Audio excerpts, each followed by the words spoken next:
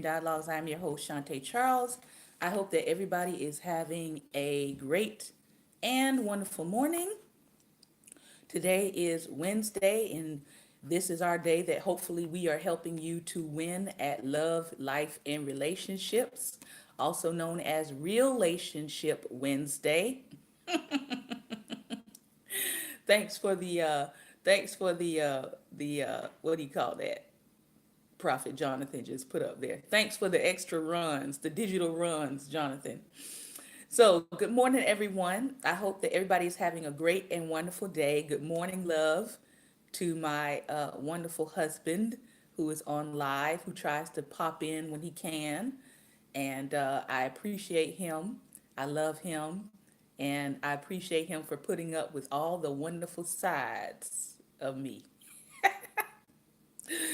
Only one person could have done it, and thank God that Jesus picked him out, because I just don't know. I don't know. So today we are back in Dr. Les Parrott's book, Love Like That. Love Like That. And believe it or not, we are, I would say, about halfway through this book, maybe getting right into about two-thirds. And we are on his fourth principle of how to love like Christ. I don't know about you all, but I have been really enjoying this book.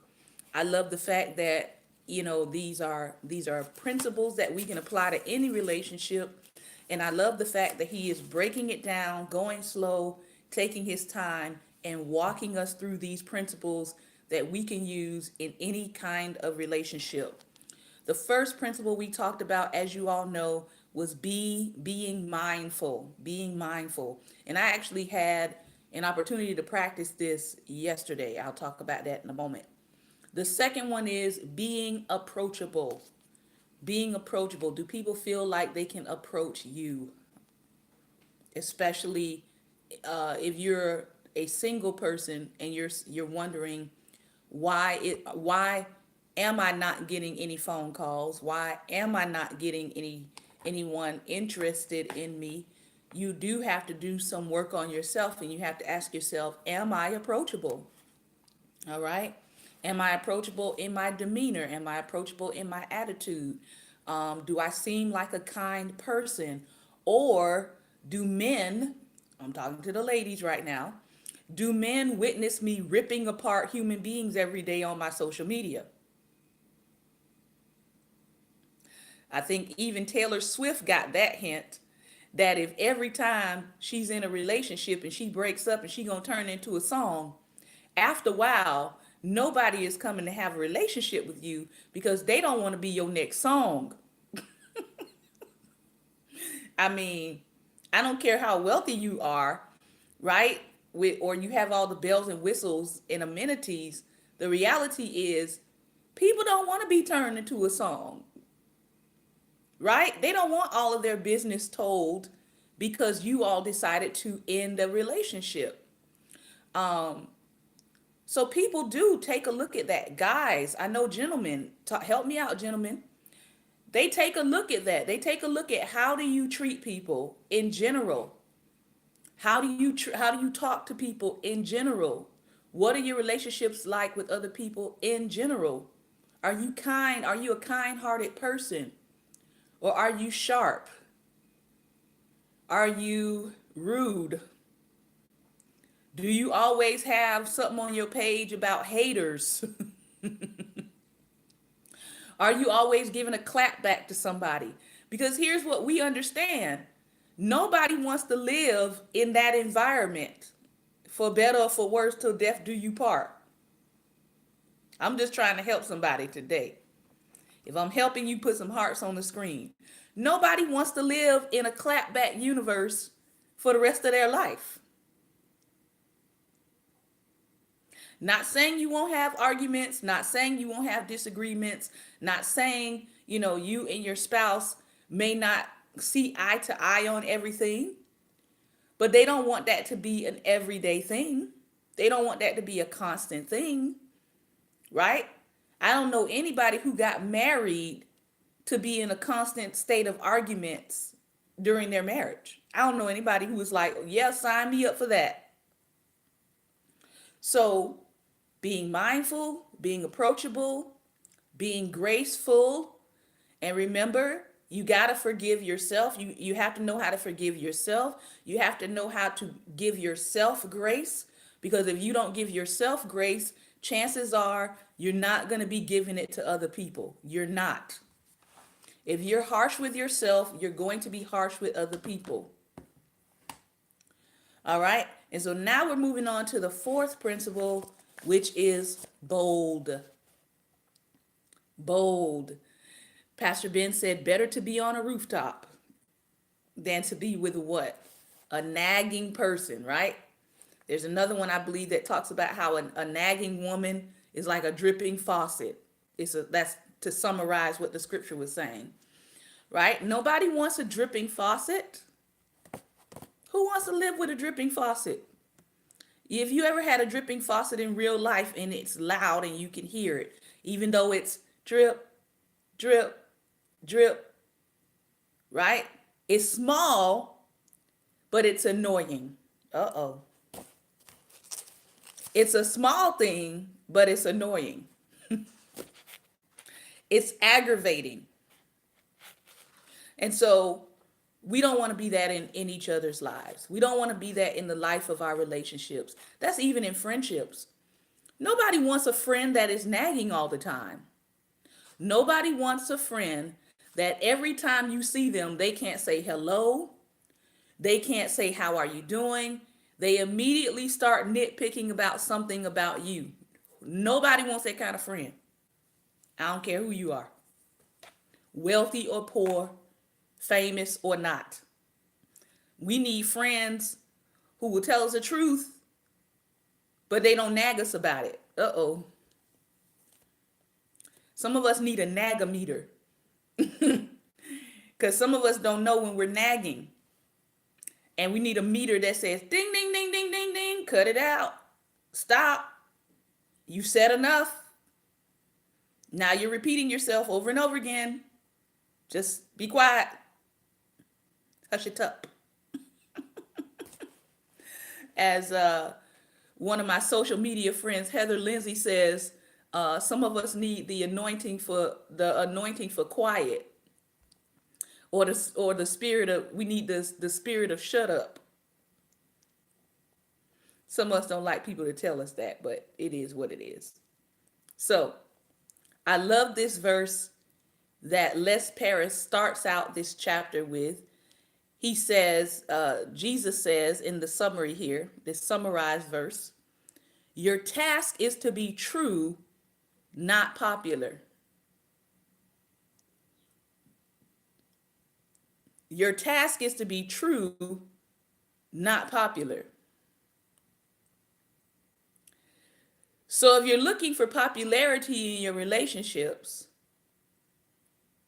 many times people give up truth telling in order to be popular. But if you wind up being popular for telling the truth, that's a great thing. But most of the time, Jesus said it, Prophet Jonathan. It's a what do you call it? It's a paraphrase of a verse. Your task is to be true, but your task is to be true, not popular. He says, you're sitting in a large lecture hall listening to an incredibly complicated lecture, comprehensible jibber jabber. The lecturer pauses and asks if there are any questions. No hands go up. You look around the room. Could these people really understand what the lecturer is talking about? You yourself are completely lost. Your fear of looking stupid keeps you from raising your hand, but as you look around the room at your passive classmates, you assume they must understand the lecture because ain't nobody said nothing. That's my words added. Otherwise, they'd ask questions. But they're feeling the same way you do. They're not asking questions because nobody's asking questions. Social scientists call this pluralistic ignorance. It's almost like what happens, there's another term similar to it about what happens when crime is being committed in public. It's like the more, I forget what it's called, but the more witnesses there are to a crime, the less likely someone is to step in and stop it. I forget what they call it. I think it's like stand by something. But it's talking about the fact that nobody moves to stop it because in their mind they think, well, we're all looking at it. Surely somebody's going to step up to stop it. But scientifically, the more people that are witness to violence, the less people actually step up to stop it. That could be seen with the New Zealand shootings. I think at each one of the places, or maybe one of the places, there was one man who stepped up when the shooting was going on to divert the shooter away from a temple, to actually distract him, and he actually saved lives by distracting him from going into the temple directly. All right. So scientists call this pluralistic ignorance. It occurs whenever a group of people go along with something because they incorrectly assume everyone else understands or accepts it. Wow, there's a lot of pluralistic ignorance going on today in the world, but definitely in the church world. Pluralistic ignorance leads corporations to persist in failing strategies and governments to persist in unpopular foreign policies. It leads good intentioned worshipers to go along with unhealthy religious leadership. Yep, it sure does. Pluralistic ignorance persists. It persists until someone is bold enough to speak out. And usually we call that person a whistleblower, right? The person who's willing to step out and tell the truth while everyone else is kind of going along with it. And then when the whistleblower steps out, people will say, I knew something was wrong, but I didn't know anybody else knew something was wrong. I thought it was just me, right? This happens a lot. So it's not broken until someone is bold enough to speak out. And this is often oftentimes what happens with prophets. Usually, prophets aren't the only ones who see things that are wrong. People who have discernment also see things that are wrong, but they may not have, or they may not carry the boldness to step out and proclaim it as being wrong, or on the other side, proclaim it as being true. I wrote something a couple of days ago about false prophets on my page. I said a prophet who won't tell the truth is the equivalent to sitting at the table of Jezebel and praying that the food won't kill you. If you're sitting at her table, if you're eating her food, eventually you're going to be the meal on the table.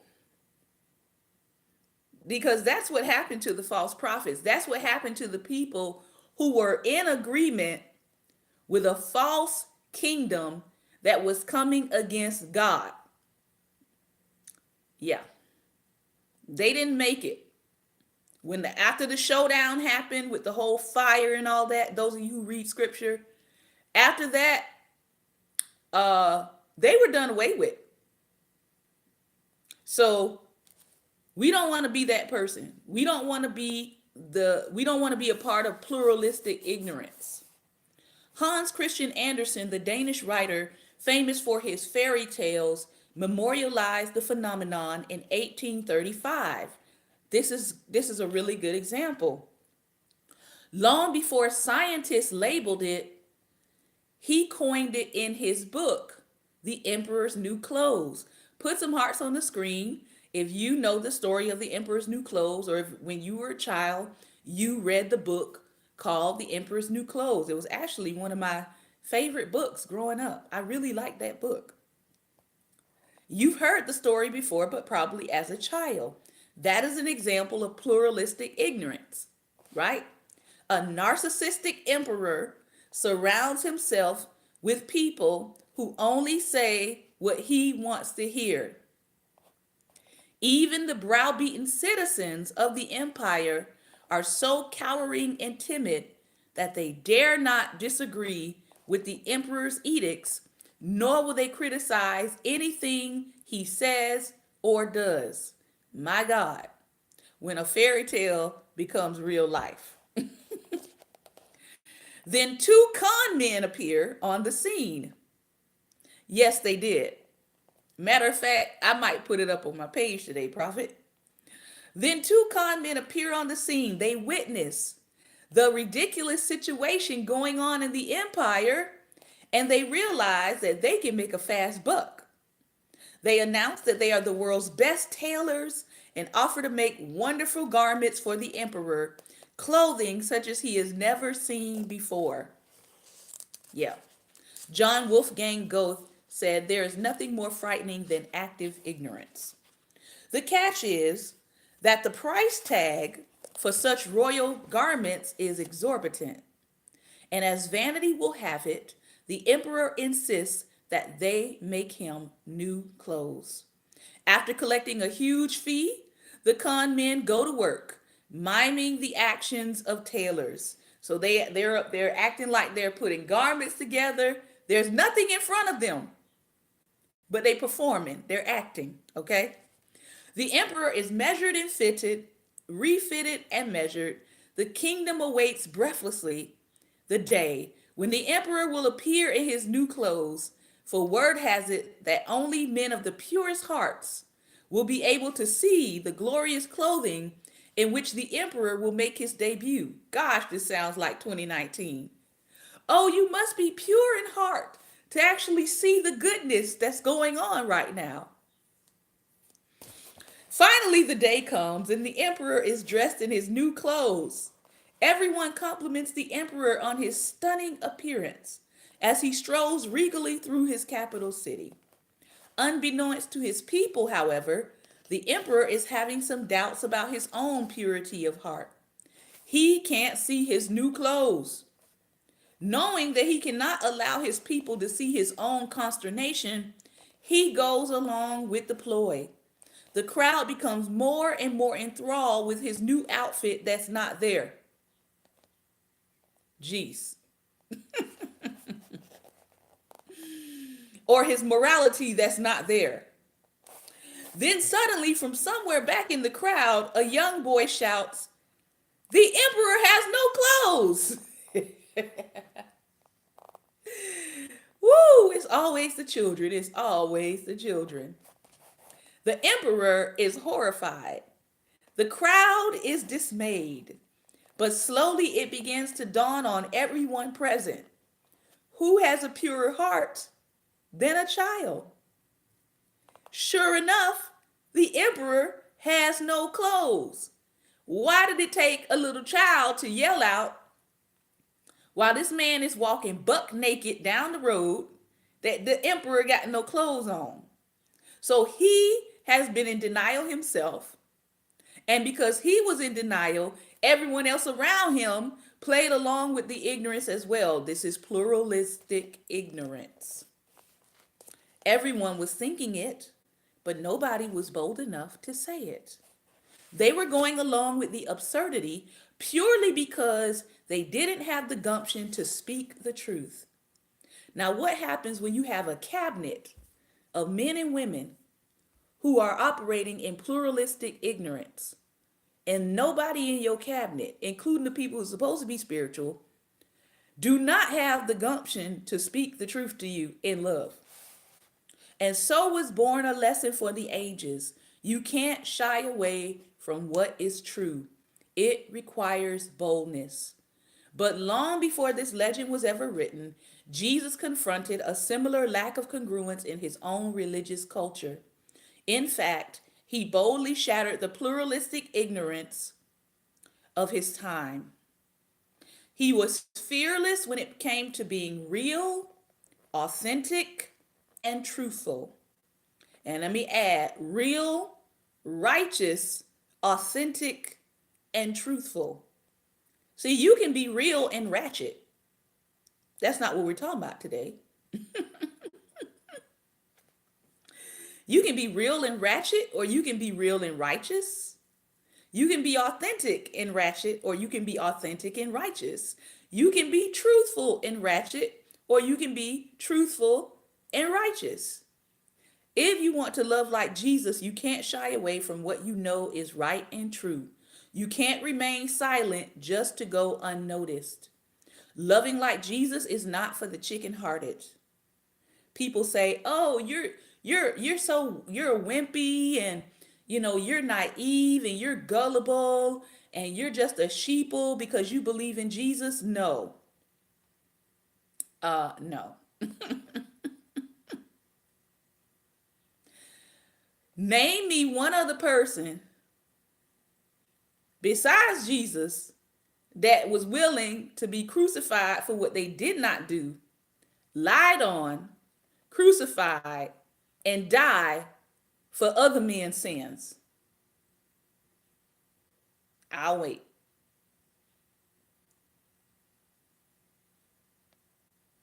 Okay, that's what I thought. It requires a fierce commitment to being authentic. It requires a bold commitment to being a truth teller. Remember, Lynn Sweet in our other book, 11, said we need truth tellers in our lives. As I study the life of Jesus, how he loved others in practical ways, the most startling quality I find is authenticity. While often serene and peaceful, Jesus did not shy. While often serene and peaceful, Jesus did not shy away from showdowns. Now, he did escape the clutches of people who were either trying to make him king in the natural realm, and he was like, "That's not what I'm about. That's not what I'm here to do." So he did escape those attempts, and he did escape assassination attempts on his life. Those attempts, and he did escape assassination attempts on his life because that was not what God had prophesied about how he was supposed to leave this earth, which is a whole other powerful lesson in and of itself. When God tells you what your purpose is and how that purpose is, when God tells you what your purpose is and how that purpose is supposed to go down, you will know how to escape the other ways that people want to take you down when you know that that is not what God told you. Whole other lesson. All right. So Jesus did not shy away from showdowns. Jesus did not shy away from showdowns. Jesus did not shy away from people who would interrupt his teaching and try to pose questions so they could try to catch him up and all of these different things. He corrected his disciples. He spoke his mind. No one accused him of being a pushover or winsome. As a matter of fact, Jesus' words became so bitter to some of his hearers, if you read John 6, that they actually started walking away from what Jesus was teaching. They were like, nah, this brother, he want us to do what? What? He wants us to what? Okay, I can't do this no more. John 6. And Jesus looked at the rest of his disciples and he said, will y'all go too? Y'all leaving too? Who's next? And that's where they said, well, Master, you have the words of life. Where are we going? Right? So he was not a pushover, contrary to this media-driven, namsy-pamsy version of Jesus that we often see in film. He was not a pushover. He was a straight shooter. He didn't dance around what needed to be said. John 4, Jesus said, where's your husband? She said. And Jesus said, I know. You done had 5 husbands and the one you with is not yours right now. Straight shooter. He said what needed to be said. He made others feel uncomfortable if necessary. He never allowed truth to take a back seat to politeness. He never backed down from confrontation. The group Jesus confronted most was the group that he resembled most. Oh boy.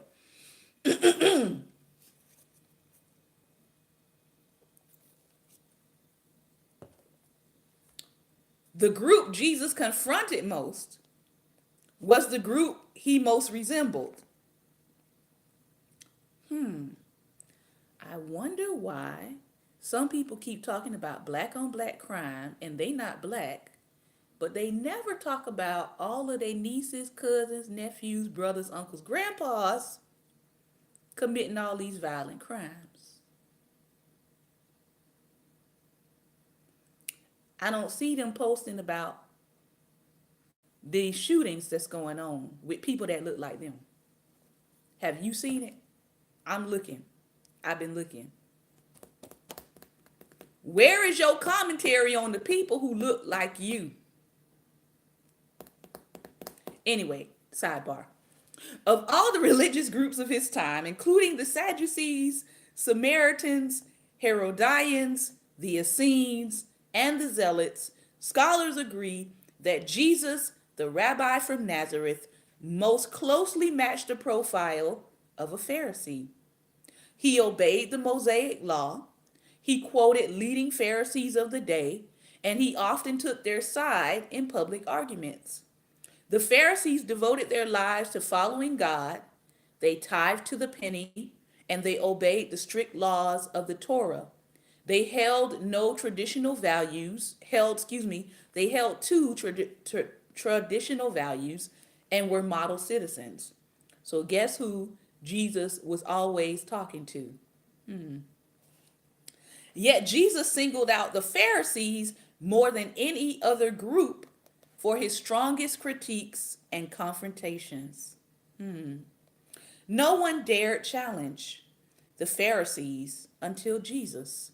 No one dared challenge how they were doing things, what they were teaching, how they were treating their parents, in respect to other aspects of giving and acts of mercy. No one ever did that until Jesus. And he did not hold back. He boldly called them hypocrites and even a brood of vipers. He said to them, "You strain out a gnat, but you swallow a camel."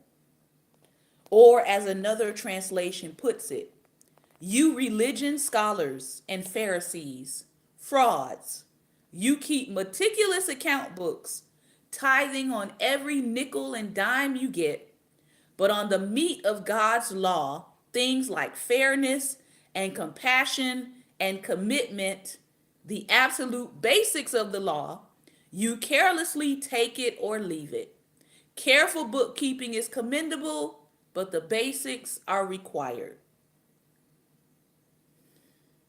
Jesus condemned their legalism mostly and their emphasis on the externals. You Pharisees clean the outside of the cup and dish, but inside you are full of greed and wickedness. He pointed out that they were focused more on impressing others than loving God. He clearly denounced this kind of external showmanship in his Sermon on the Mount. When you do something for someone else, don't call attention to yourself. Now, how many people have broken that already? You've seen them in action, I'm sure. Play actors, I call them, treating prayer meeting and street corner alike as a stage.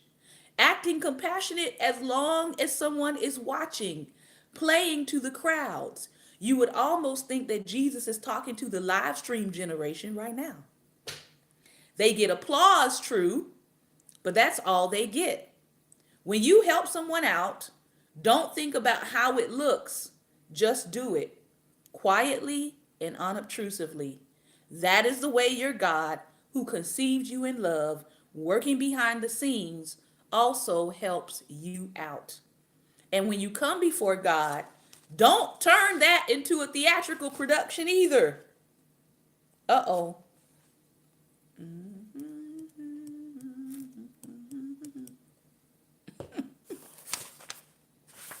Whoops. All these people making a regular show out of their prayers, hoping for stardom. Who, God? Do you think God sits in a box seat? Here's what I want you to do. Find a quiet, secluded place so you won't be tempted to role play before God. Just be there as simply and honestly as you can manage. The focus will begin to shift from you to God, and you will begin to sense His grace. Boy, if I had an organ. Lord of mercy. That's the Message version, by the way. For Jesus, the proof of spiritual maturity is not external.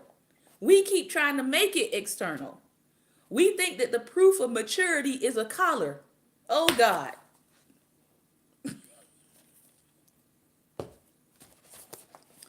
We think that the proof of maturity is a doily on our heads.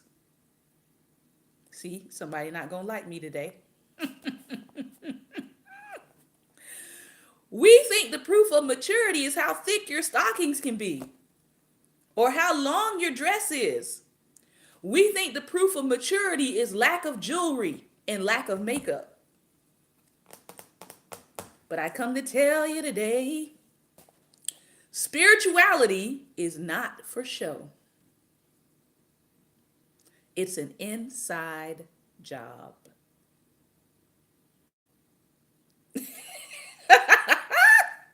Prophet. Spirituality is not for show. It's an inside job. Jesus abhorred. If you don't know what abhorred is, ABHOR, it's hate. Jesus abhorred hypocrisy and never backed away from confronting it. He took on hecklers. That, if you don't know what a heckler is, it's the person that interrupts you while you are speaking. Usually in a public speaking gathering, they're called hecklers. He took on the hecklers and he took on the scoffers of every stripe. But nowhere was he more aggressive, nowhere more shockingly confrontational than when he clenched a whip in his fist and made his way up the temple steps during a Passover celebration. As many as 4 million Jewish believers traveling from Galilee, Syria, Egypt, and even Rome celebrated this climax of the Jewish year in Jerusalem. Not that they have a choice. Not visiting the temple during Passover is one of 36 sins or transgressions that results in being spiritually cut off from God, according to their laws. So, as he has done every spring since childhood, Jesus himself makes his way to Jerusalem to visit the temple. But this Passover will not be like any other. Jewish law forbade idolatrous images even on coins. Yeah. So out-of-towners waited in line to exchange their savings of Roman coins or shekels, for the standard currency in Jerusalem. It's the only coin accepted for paying the annual tax or for purchasing animals for ritual sacrifice. So the scheming money changers, this is what they're talking about when Jesus drives the money changers from the temple. The scheming money changers were charging exorbitant rates for the exchange. If you've ever been out of the country, you know about currency and the exchange, right? And the money value. For example, $1 might be 200 of someone else's dollars, right? So these money changers knew that Jews coming had to exchange their coin to get the proper coin in order to make a proper donation or sacrifice, and they were cheating the people. That's what Jesus was coming against. They were charging exorbitant rates for this exchange, and they were driving many worshipers into debt, causing them to lose their homes, their land, and their livestock. The money changers in cahoots with the temple high priests who were sharing in the profits were religiously scamming the people out of their money. Oh God. Woo, Lord. Yes. Yes, prophet. Exactly. Jesus was checking the religious financial scammers of his day. They knew it was a scam.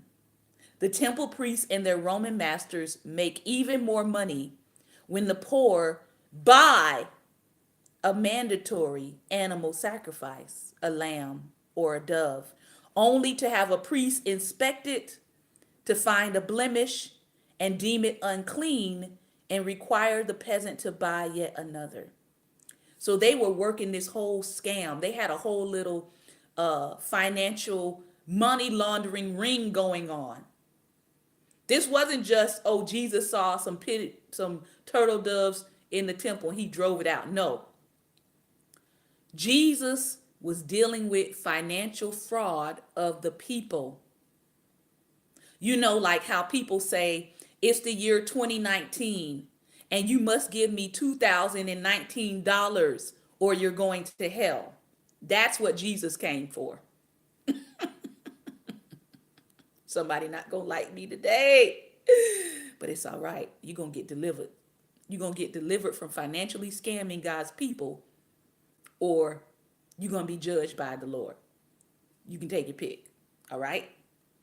So what would happen is they would already get exorbitant money on the front end by this exchange monetarily they were making.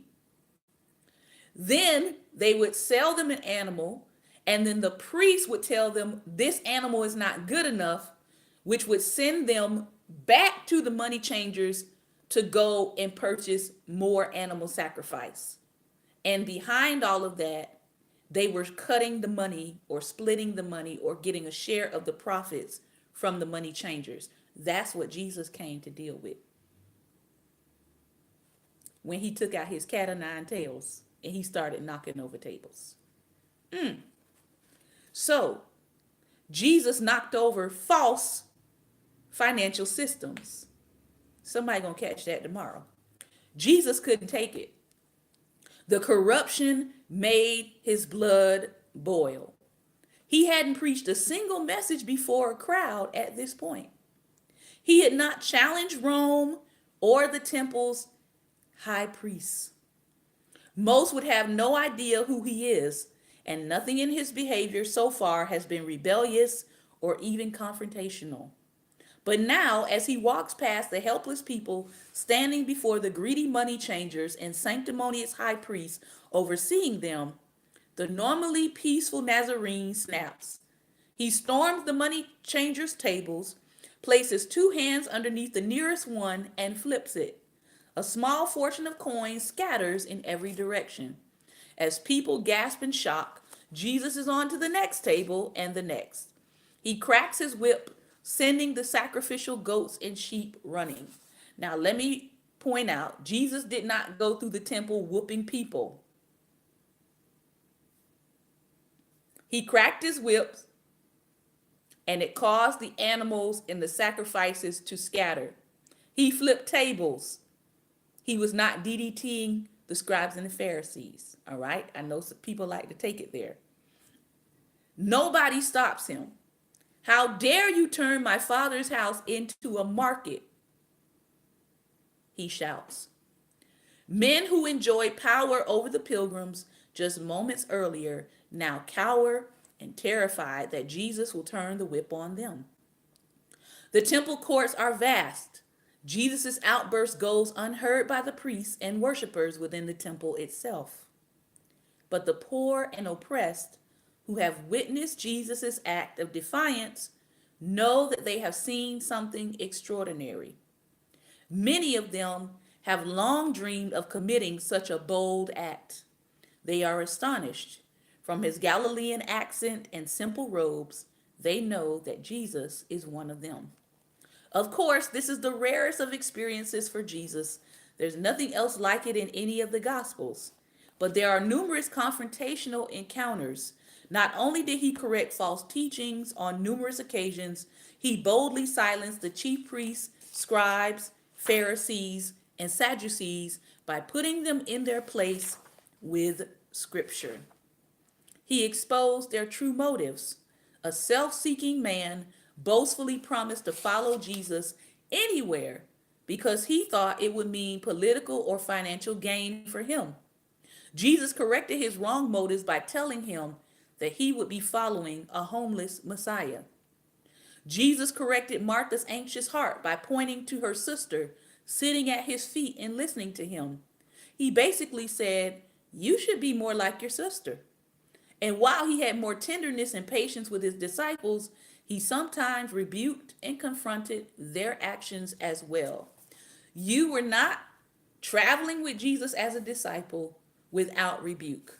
Oh boy.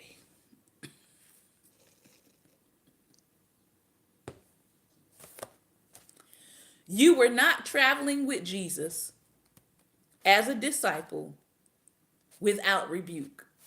Jesus rebuked them. Jesus never called Peter a devil.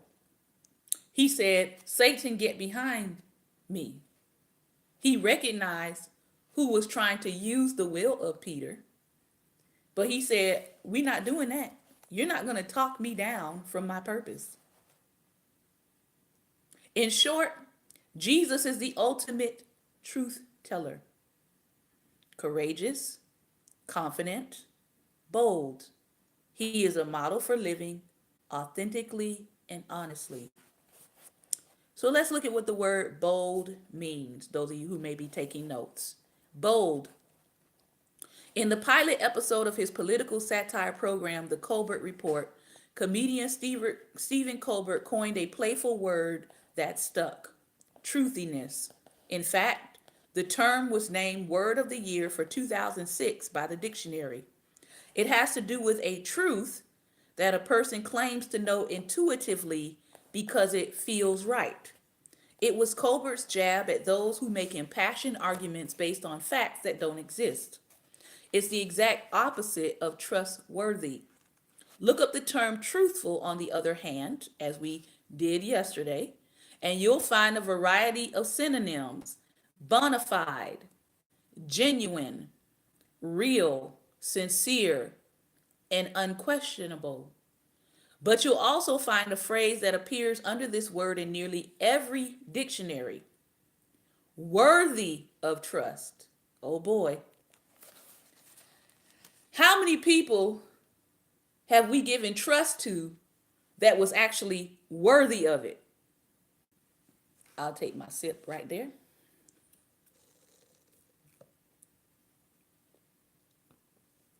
Oh boy. Worthy of trust. Some of us hand over parts of ourselves to people that we trust, but are not worthy of trust. The phrase cuts to the heart of what it means to be a bold truth teller. In fact, the Germanic origins convey the notion being steadfast as an oak, solid, reliable, strong. The word authentic derives from the Greek word anyan or anyan and means to accomplish.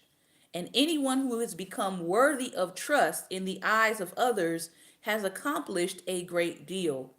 When you are genuine, when you are true to your convictions, it shows. You speak up. You make a difference. People respect you even if they disagree with you. They know you live not by just what feels right, but they know you live by what is right. And guess what? When you become a genuine, sincere, authentic, solid, trustworthy person, people will stop bringing you foolishness.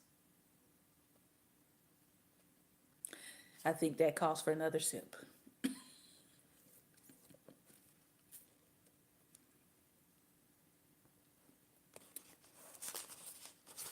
You don't bring foolishness to trustworthy people. Why? Because you know they're going to tell you the truth. Some of you have tried to figure out why nobody comes to you. That's why. They see you as trustworthy. So they're going to bring to you conversation and they're going to bring to you questions that are worthy of being entrusted to you for advice. What keeps us from being bold truth tellers? You're the first person I have ever been completely honest with. Every psychologist hears these words from time to time, but it was Sidney Gerard who made sense of them in his in-depth book, The Transparent Self. He was puzzled over the frequency with which patients were more honest and authentic with a clinician than they were with their family or their friends.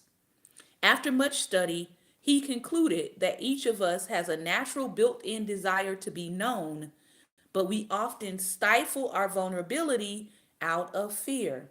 Fear of what? Fear of rejection. We're afraid of being seen as too emotional or not emotional enough, as too assertive or not assertive enough, as too whatever or not whatever enough. We're afraid of being alienated or losing approval and acceptance. The result? We begin to wear masks. We become what Abraham Maslow called jellyfish in armor. By pretending to be fine when we're not, by acting indifferent when something truly irks us, and by clamming up when we really have something to say. Ultimately, we wear masks when we accept pluralistic ignorance. We vacillate between the impulse to reveal ourselves and the impulse to protect ourselves. We seesaw between remaining quiet and speaking the truth. In a seemingly inexplicable paradox, we long both to be known and to remain hidden. If we wear our masks long enough, we may guard against rejection, but we'll never be true. We'll never be honest. We'll never be bold. And that means we'll never love like Jesus. A quote here by Alexander S. I'm not even going to try to pronounce his last name. It says, "We often err not because we find it hard to perceive the truth. It is often right there at the surface, but because it is easier and more pleasant to be guided by our feelings, especially if self-centered." So, you have to ask yourself, am I too fearful in life to be transparent with people? Or am I a person who's willing to risk being transparent, being vulnerable, putting myself out there, knowing that what I'm about to say can possibly get me rejected? I will be honest with you, if you are a prophet, if you're a prophetic person, every prophet is going to have to ask themselves that question. Every prophet is going to have to come to a resolve within themselves as to what kind of prophet they're going to be. And I can tell you, some people choose, I'm only going to say what is palatable enough for people to keep on receiving me or to keep on asking me to come back. And then there are those of us who say, well, if God gave me the assignment and God loves me and God accepts me, and regardless of who doesn't receive me, God receives me, then I'm going to go ahead and I'm going to speak the truth in love, knowing full well what the consequences are going to be. So you have to make that decision, and nobody can really make it for you. Jesus put his finger squarely on the reason that we shy away from truth telling. He said this: "There's trouble ahead when you live only for the approval of others, saying what flatters them, doing what indulges them." Popularity contests are not truth contests. Look at how many scoundrel preachers were approved by your ancestors. Your task is to be true, not popular. Here's the situation. When what you do and what you say do not match the person you are inside, when your truth is not revealed to others, you develop what's called an incongruent or fragmented self. Your outside does not match what's going on inside. You're consumed with the impression that you're making on others rather than being true to who you are. You're asking, how am I doing? Instead of, how is this person doing? In the book Traveling Mercies, Anne Lamott writes, everything is usually so masked or perfumed or disguised in the world. It's so touching when you get to see something real and human. No matter how neurotic the member of the group or how deeply annoying or dull, when people have seen you at your worst, you don't have to put on the mask as much. And that gives us license to try on that radical hat of being liberated and the hat of self acceptance. Being congruent, allowing your real self to match the self that you're presenting to others, liberates prideful pretensions and boldly reveals the true you. There's a lot of people that are living out of a split personality because who they are on the inside does not match who they're portraying themselves to be on the outside. So, he's got a little assessment for you again. How bold are you? If you're curious to get a snapshot of how inclined you currently are to practice mindfulness in order to love others well, take a moment to think about these questions. You can also find this assessment at lovelikethatbook.com. So, how bold are you? You can think about these questions. Would your friends say that you are transparent, straightforward, and direct? Most of my friends say I'm too straightforward and too direct at times. I say, pray for me.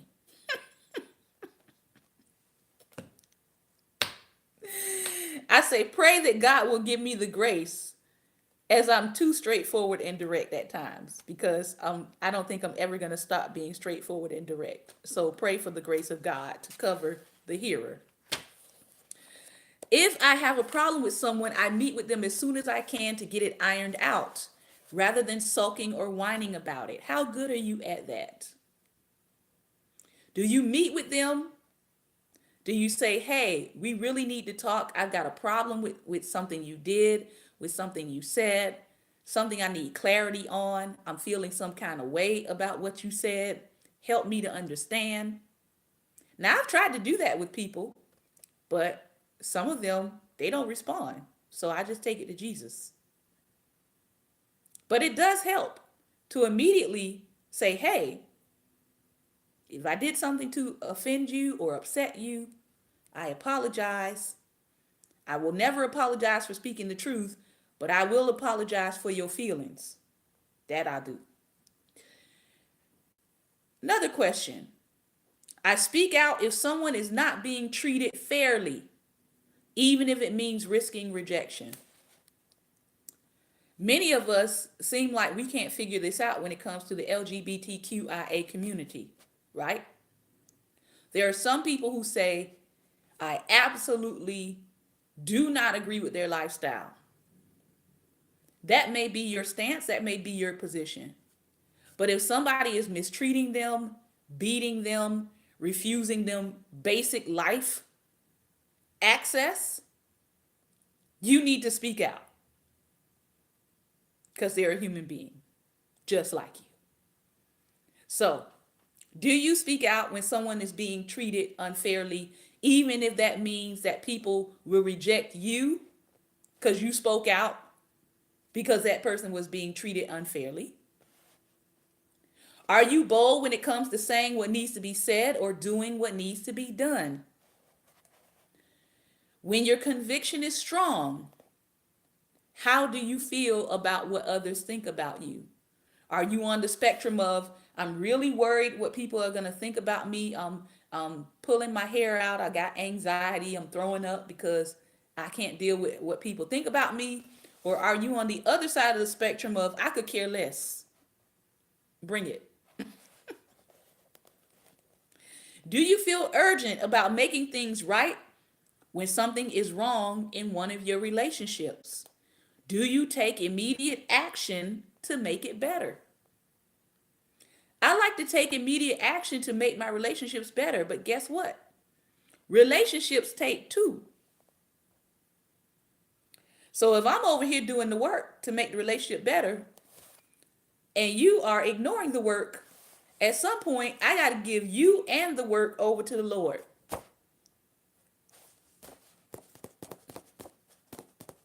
Okay. I feel congruent between my real self and the self I present to others. Are you congruent? Or are you schizophrenic? Are you congruent? Or are you bipolar? Some people actually have, medical disorders, right? Or mental disorders. Some of it can be adjusted with the right medication. Some of it can be adjusted with medication, therapy, prayer, counsel. But only you know really if you are congruent with your real self and the self that you're presenting to others. Do sometimes you make people feel uncomfortable because you're a straight shooter who doesn't put up with deceit or hypocrisy? Does that make people around you feel uncomfortable? People have told me. It's very interesting depending on who I'm around. Some people say, you make me feel uncomfortable just by sitting there. Then there are other people that I meet with, they're like, I feel so calm. I feel so peaceful in your presence. You radiate love. I'm like, thank you. You get it because love is truthful. All right. So if people tell you that you make them uncomfortable, what do you do with that? Do you stop being who you are? Or do you ask them, what's really the root of your uncomfortableness? Because you have no reason to be uncomfortable around me if you're not hiding anything. I'm just saying. And here's the other thing. Even those who are prophets, all right, when we're in fellowship or when we're in the company of people, we're not looking at you and scanning your brain trying to figure out what secrets you have or what you're doing. No. Like, I don't know. People have some weird ideas about prophets these days. Um, that's probably why a lot of us don't get invited to social events. Some of us don't get invited to social events because people think that we're stop it. Okay? There's not really a reason to feel uncomfortable around a prophet unless you are in some grave sin. And even if you are in grave sin, God is so gracious enough to not reveal you to other people, especially people who are going to kill you and who are not going to offer you his grace and his mercy and his answer to whatever you're in. God doesn't do that. He's not he's not like human beings. He's not like, "Oh, I'm going to out them today." No. He has a personal relationship he's trying to work out with you. All right? So just because you're in the presence of prophets or in the company of prophets, that does not necessarily mean that they know everything there is to know about you or that they're going to just start breaking out and prophesying to you. Now, I can't guarantee you they won't. I can't guarantee that. But I do know that the more mature you become as a prophet, you recognize that everything you see, you're not called to say.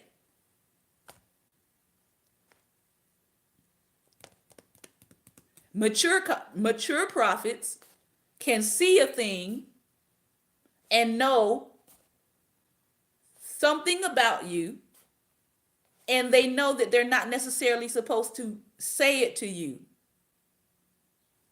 It may be just what I call divine intel. God may give us some insight into you so we can maybe offer you some advice or some counsel on something, but not necessarily tell you exactly or specifically what we saw. Sometimes God can show prophets things about people, and he may show us a flashpoint, or he may show us a little glimpse of your future. Again, that may not necessarily be for us to say it to you then. We may be in your life for years before we tell you what God told us about you when we first met you. Again, that comes with maturity. Question: are you afraid of rejection by others? If you have a power gift, if you have a prophetic calling, if you are called to the prophetic, or if you are called to the evangelistic, or you are called to win the lost, or you are called to shepherd, this is something that you definitely have to deal with, because fear of rejection can actually push you into disobedience with God, either by withholding things you're supposed to tell people, by not telling people the truth if you're a shepherd, because shepherds are supposed to be able to tell people the truth and lead them to the truth. But if rejection by that person is standing in the way of you telling them the truth, that can lead you into disobedience with God, and that's not a good place to be. All right. So those are his questions. Again, you can answer these online at lovelikethatbook.com. I'm going to stop there for today. Lord willing, next week we're going to talk about what Jesus taught us about boldly speaking the truth. About boldly speaking the truth. Next week, part of next week, we're going to be doing some giveaways. Well, actually, we're going to do a giveaway every single day, but parts of the week next week, I will take some time out to share with you about women, because in case you didn't know, March is Women's History Month. So we do have some giveaways all next week. We're going to be giving away some journals, some books, all right? And somebody is going to get this wonderful original piece of art created by myself and signed by me next week. So I encourage you to tune in, because we'll be giving away something every day. All right. I want to thank you for your time and attention. This has been another episode of Daring Dialogues, and I hope that I have said something today that was helpful. I hope that you will learn to love in boldness and in truth, that you will deal with your fear of rejection, if that's the fear that you are working through and working on. How will people see you? How will people perceive you? Yeah, it's a very, very powerful book. The book is called Love Like That by Dr. Les Parrott. Okay, so we are on Loving Boldly. As I close, I want to tell you about my opportunity that I had on yesterday to be mindful. I was at one of my favorite drive-throughs, Chick-fil-A. If you don't have a Chick-fil-A in your state, I apologize. I feel so sad and sorry for you. If you don't have one, you may not have one in another part of the world. I think Chick-fil-A is a United States company. I could be wrong. But anyway, Chick-fil-A now, as you know, has those two drive-throughs in many places. And so I saw this long line in one side of the drive-through, and I couldn't figure out why everybody was on one side, because they always tell you, to speed along the orders, go on both sides of the drive-through. So I saw the other side was empty, so I drove over to the other side, got to the window, got to the order station, and nobody answered. And I said, hello, hello, hello, I'm hungry, right? So nobody was answering, and then I realized, oh, wait a minute, this side may be broken or off. So I found myself stuck on the other side at a window where I couldn't order. And the other people were just driving by. You know how they the line merges before you get to the order window. So I went ahead and drove my car up there because there was nowhere else to go. I couldn't back up. And I skipped the line. And I was like, I hope that these people do not make me drive all the way around this building again and get back in line in order to do it, to make an order. So thankfully, they graced me, right? They graced me with the ability to order at the window, even though I was wrong because I was on the other side and I skipped at least 10 cars behind me, right? And as I was getting ready to be excited that I could order, and I was getting ready to order my food, the Holy Spirit said, now you know, you just skipped all those people in line behind you. How you going to fix that?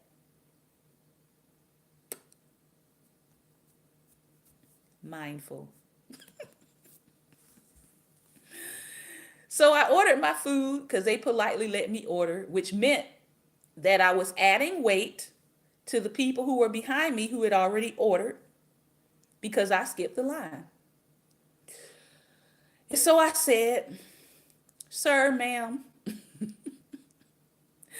how much is the order behind me? How much is the order behind me? It's da da da. I said, okay, I'll pay for it. They gave me my 2 receipts. I wrote on the back, I am so sorry. I skipped the line. Have a nice day. Listen, listen. I know it seems simple. I know it seems simple. But I felt so much better leaving that line because God reminded me to be mindful, to do unto others as I would want done unto myself. And it was a very simple thing, but it just reminded me of how mindful God Himself is towards us. Psalms 8. What is man that thou art mindful of him, or the Son of Man that thou hast visited him? So, this book has helped me to be more mindful. And the Holy Spirit was like, you're not going to pass this opportunity by to be mindful, are you? I'm sure not going to. So I hope today that whatever principle you're working on, whether that is to be mindful like me, whether that is to be approachable, whether that is to be graceful, or whether that is to be bold, I hope that you will work on it today. Because guess what? We all have work to do. Remember, light is the most daring opposition to darkness. So please go out today and be light. Take care and God bless.